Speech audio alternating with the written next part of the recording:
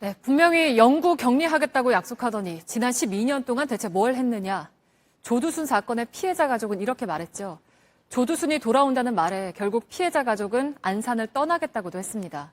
조두순 출소까지 이젠 석 달도 남지 않았는데 대비책은 잘 마련이 돼 있을지 밀착 카메라에서 알아봤습니다. 정재우 기자입니다.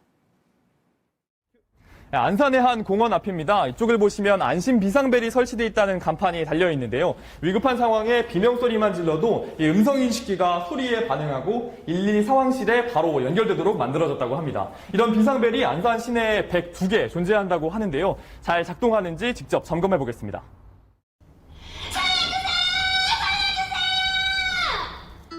녹음된 소리를 틀었더니 아무 반응이 없습니다.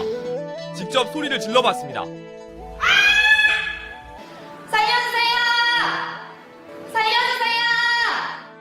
아무 반응이 없다가 살려주세요!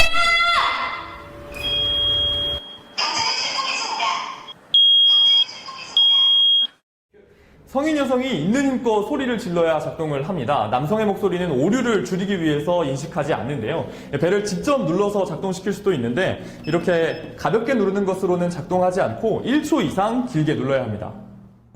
이런 비상벨의 존재를 잘 모르는 주민도 많습니다. 아니요, 제가 갔던 화장실에서 못 봤던 것 같아요. 초등학교 1학년이면은 알고는 있어도 그렇게 급박한 상황에서 그렇게 제대로 아이들이 못할 확률이 크잖아요. 사고를 예방하는 것이 아니라 사후 대책일 뿐이라는 우려도 나옵니다. 그거는 사건이 일어난 후에 알 수 있는 거잖아요. 이미 사건을 예방하는 게 아니라 사건이 일어난 후에 뭐 비상벨 울린다고 해도 바로 오는 게 아니고. 조두순이 돌아온다는 소식에 시민들은 여전히 불안해합니다. 너무너무 심각하고 지금 엄마들 같은 경우는 애기 엄마들 같은 경우는 너무 불안해서 카페나 뭐 인터넷이나 여러 가지 SNS로 그런 정보를 지금 서로 공유하고 있고 모든 게 이제 솔직히 걱정거리예요. 과연 전자발찌도 효과가 있을까 싶기도 하고요. 저는 지금도 깔아놨고 앞으로도 만약에 나온다고 하면 계속 찾아볼 것 같아요. 상가에서도 손님들이 불안해한다며 걱정입니다. 손님들이 많이 불안해하더라고요. 여기 동네 어떤 학생은 자기랑 동갑이래 그 피해자가 그래서 얼마나 어떻겠냐고 마음이 그런 얘기 하더라고요. 지역 인터넷 카페에는 벌써부터 조두순이 대체 어디에 사는지 돌아오면 어떻게 해야 할지 걱정하는 게시글로 가득합니다. 그럼 조두순이 출소한 뒤엔 어떻게 될까? 안산시와 경찰, 법무부는 조두순의 관리 감독을 크게 강화하기로 했습니다. 전자발찌를 착용한 사람들의 실시간 현황판입니다.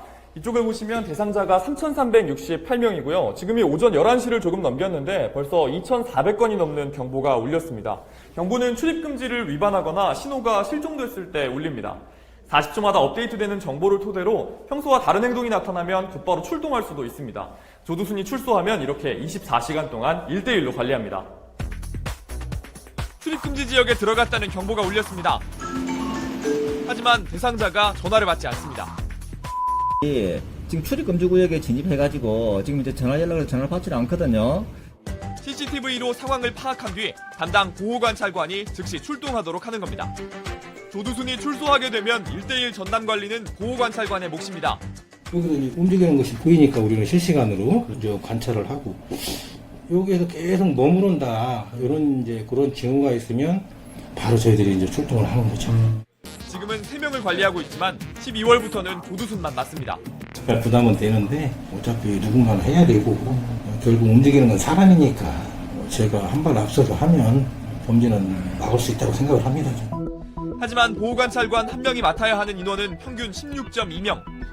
조두순처럼 재범 위험성이 높은 대상이 모두 192명이지만 인력이 부족해 24시간 관리를 받는 건 그중 24명뿐입니다.